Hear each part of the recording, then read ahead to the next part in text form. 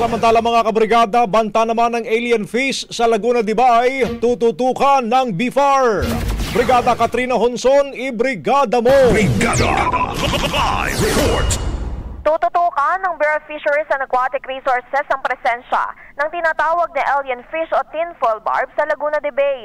Kasunod ito ng babala ng ilang biologists mula sa Ateneo na maaari itong makaapekto sa mga native na isda sa lawa. Ang alien fish ay pangkaraniwang ibinebenta bilang isang pet. Uso ito sa ilang pet owners bilang aquarium fish dahil sa kilalang metallic appearance sa kaliskis nito at pinaniniwalaang may kakayang ma-recognize ang may-ari.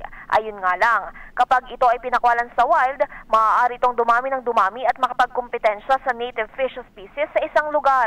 Ayon sa BIFAR, magsasagawa sila ng masusing monitoring at ecological assessment upang matukoy ang lawak ng epekto. Nakikipag-ugnayan na rin ang hensya sa mga lokal na pamahalaan at sa Laguna Lake Development Authority para matugunan ang naturang problema. Maalala namang una nang naitala ang tinfoil barb noong 2021 pero ngayon ay binibigyan pansin ito dahil maaaring itaboy ang mga native species. Dahil dito, tiniyak ng BIFAR ang kahandaan nitong magpatupad ng mahakbang sakaling mapatunay may banta ang naturang isda sa kapaligiran.